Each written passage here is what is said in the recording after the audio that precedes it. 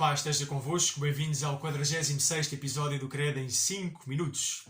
Já vimos a Igreja Una, Santa e Católica e hoje vamos falar da Igreja Apostólica. Isto significa que o fundador da Igreja, que é Jesus Cristo, fundou-a sobre os alicerces que são os apóstolos. A Igreja é constituída com os apóstolos. É Cristo que a constitui, mas sobre os apóstolos. E por isso mesmo os apóstolos recebem de Jesus a sua própria missão. Os apóstolos têm o mandato de fazer o mesmo que Jesus fez, de anunciar e comunicar a salvação. Recebem o poder de o fazer com autoridade, de santificar, de anunciar a verdade. E esta é a missão deles. Portanto, a Igreja é apostólica. Como é que isto continua ao longo do tempo? Pois já temos falado nisto noutras ocasiões, mas Deus quis que São Pedro deixasse um sucessor e que este, por sua vez, deixasse também um sucessor. Portanto, e é o Papa. Portanto, a figura do Papa é esta tal linha ininterrupta de sucessores de São Pedro.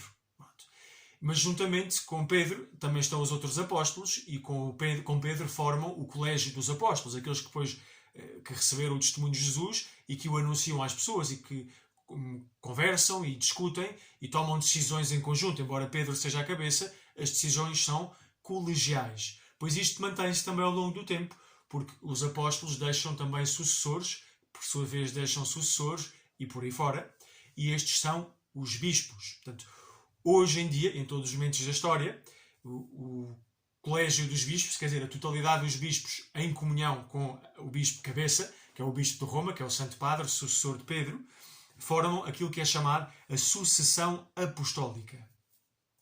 Porquê é que Jesus quis a sucessão apostólica? Porquê quis a hierarquia?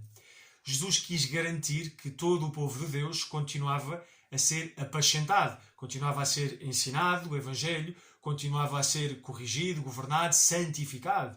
E Jesus quis fazê-lo através de Pedro e dos apóstolos e dos seus sucessores. Portanto, quando nós nos perguntamos, porquê que há o Papa, porquê que há bispo, porquê que há padres, porquê que há diáconos, como se fosse uma espécie de uma grande empresa onde há pessoas que têm que mandar nas outras, devemos dizer porque Jesus quis que fosse assim. Jesus quer que seja assim.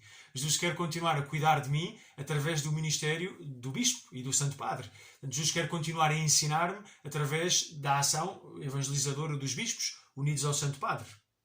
Bom, entre os bispos há um que é mais importante, que é o Papa, que é, em primeiro lugar, é bispo de Roma, da Diocese de Roma, mas também é a autoridade suprema na Igreja. É o vigário de Cristo na Terra, é a cabeça do colégio dos bispos e é também o fundamento e o princípio perpétuo e visível da unidade da Igreja. Isto parece complicado, mas não é.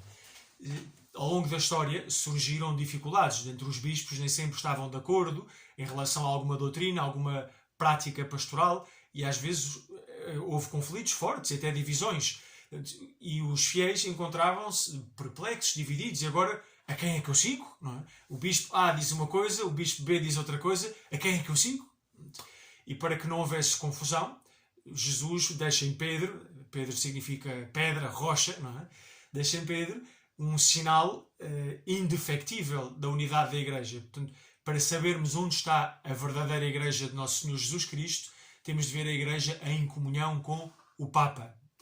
Por isso mesmo, a nossa adesão ao Papa não é tanto uma adesão afetiva, emotiva, por simpatias. Eu simpatizo com este, mas com o outro não tanto. Embora isto depois seja natural, não há problema, mas é, antes de ser algo afetivo, a nossa ligação ao Papa é uma ligação na fé. Nós reconhecemos no Papa, e também no colégio, no grupo dos bispos que estão em comunhão com ele, nós reconhecemos a presença de Cristo sacerdote, que continua a ensinar, a governar com autoridade, com verdade, a sua Igreja.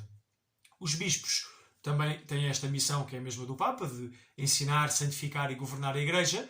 Fazem-no colegialmente, quer dizer, todo o conjunto dos bispos unidos ao Papa governam a Igreja Universal no mundo inteiro, a Igreja Católica do mundo inteiro, mas depois cada bispo tem uma porção do povo de Deus que lhe é confiada. Normalmente esta porção é definida territorialmente e é a diocese. Portanto, o bispo, no fundo, é um apóstolo que lhe é confiado um território e o cuidado das almas desse território.